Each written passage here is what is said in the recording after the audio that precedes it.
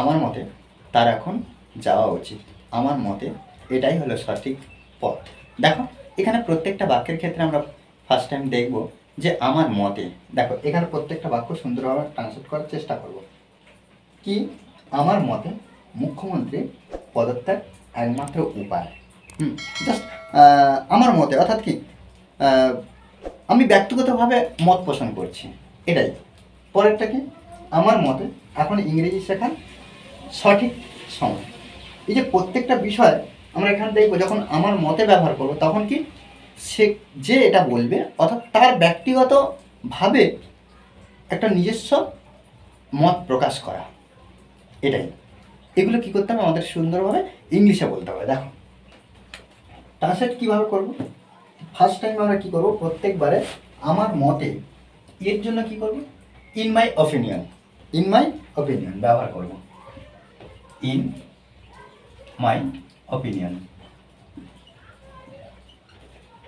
Plus sentence. অর্থাৎ কি এই যে আমার মতে ইন মাই অপিনিয়ন, তারপরে এটা লেখার পরে দেখো প্রত্যেকটা বাক্য এই যে বিষয়টা দিয়েছি, মুখ্যমন্ত্রী পদত্যাগ একমাত্র উপায়, এখন ইংরেজি শেখা সঠিক সময়, এটা ঠিক হচ্ছে না, তারা দুজনেই ঠিক লিখেছে। এই যে বিষয়গুলো একটা টেন্সগতভাবে একটা সাধারণ বাক্যে যেমনভাবে ট্রান্সলেট করতে হয়, একটা সিম্পল সেন্টেন্সে যে তার সাবজেক্ট ভার্ব অবজেক্ট বা আদার্স ওয়ার্ড যেভাবে আমরা ট্রান্সলেট করি ঠিক সেভাবে আমরা ট্রান্সলেট করবো। দেখো in my opinion, in my opinion আমার মতে কি মুখ্যমন্ত্রীর পদত্যাগ একমাত্র উপায়। তাহলে এখানে দেখো এখানে দুটো শব্দ দেওয়া আছে, এখানে দুটো শব্দ দেওয়া আছে। দেখো এইরকম পজিশনে থাকলে দেখো এই একটা শব্দ এই একটা শব্দ, কিন্তু দুটো শব্দের প্রথম শব্দটা শেষে র আছে। দুটো শব্দের মধ্যে আমরা কি করব, মুখ্যমন্ত্রী আগে দেবো তারপর পদত্যাগ দেবো না, যখন এই যে র থাকবে শুধু এই রর জন্য আমরা কি করব, এই শব্দটা বসানোর আগে আমরা কি করব, পদত্যাগ বসাবো। কিভাবে দেখো এই যে র থাকার জন্য যে কোনো পজিশনে এরকম দুটো শব্দ থাকবে, তার যদি র থাকে তাহলে এই সেই শব্দটা কি হবে, র যুক্ত শব্দটা সেটা পরে চলে যাবে, তারপরের শব্দটা আগে চলে আসবে। অর্থাৎ এখানে পদত্যাগ ইংরাজি কি রেজিগনেশন, পদত্যাগ ইংরাজি কি রেজিগনেশন। তাহলে রেজিগনেশন এর আগে আমরা নির্দিষ্টভাবে বোঝাচ্ছি, তাহলে আমরা এখানে কি করব, দা লিখব, দা রেজিগনেশন। ওকে, দা রেজিগনেশন পদত্যাগ কার, মুখ্যমন্ত্রী। তাহলে এখানে আমরা এটা তো লিখতে পারি যে মুখ্যমন্ত্রী, এই যে রর জন্য এবারে আমরা কি করব, অফ ব্যবহার করব, অফ। অফ নির্দিষ্ট কার, মুখ্যমন্ত্রী, of the, of the chief minister, chief minister. Okay, তাহলে কি মুখ্যমন্ত্রীর পদত্যাগ, the resignation of the chief minister হলো। এবার দেখো হয় ইজ দ্য অনলি ওয়ে, শুধুমাত্র, তাহলে কি এখানে মুখ্যমন্ত্রীর পদত্যাগ একমাত্র উপায়, এই হলো বিষয়। ওকে, দেখো এইভাবে কিন্তু আমাদের সুন্দরভাবে ট্রান্সলেট করতে হবে। আমার মতে এখন ইংরেজি শেখার সঠিক সময়। তাহলে দেখো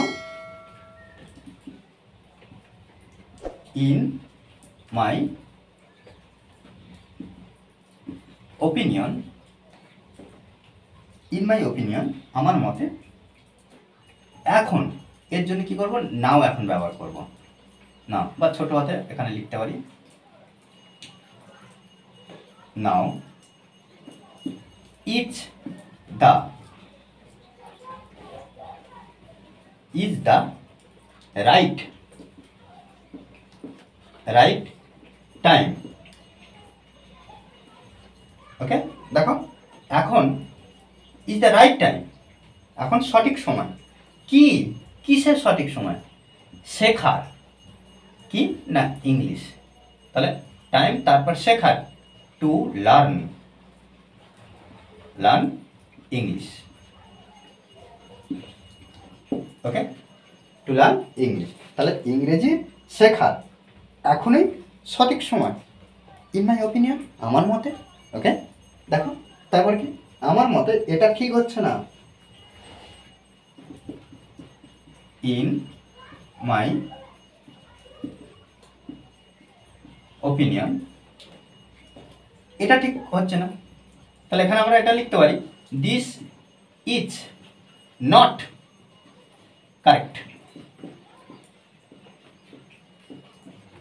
ওকে, দিস ইজ নট কারেক্ট, এটা ঠিক নয় বা ঠিক হচ্ছে না। আমার মতে তারা দুজনেই ঠিক লিখেছে। In my opinion, in my opinion, আমার মতে তারা দুজনেই, তারা অর্থাৎ দে, তারা দুজনেই, বোথ, বোথ, তারা দে, তারা বোথ, বোথ বলতে কি উভয়, রোট, রোট ইট রাইট। ওকে, দেখো অর্থাৎ তারা উভয় বা দুজনেই রোট ইট রাইট, এটা ঠিক লিখেছে। বা তারা দুজনেই ঠিক লিখেছে। আমরা এই যে ইটটা অর্থাৎ সাবজেক্ট, যে কোনটা, কোনটার কথা বলা হচ্ছে, কি লিখেছে, সাবজেক্ট কোনটা, তারা, কিন্তু এখানে সাবজেক্টের যে অবজেক্ট হিসাবে এখানে ব্যবহার হয়েছে। তারা কি লিখেছে না, ইট, ইহা বা এটা। দেখো এইভাবে কিন্তু আমরা সুন্দরভাবে বিষয়গুলো বুঝে বুঝে ট্রান্সলেট করার চেষ্টা করব, তবে কিন্তু আমরা ইংলিশে ইমপ্রুভ করতে পারবো। আর মনে রাখতে হবে যে প্র্যাকটিস, প্র্যাকটিসের বিকল্প কিছু নেই।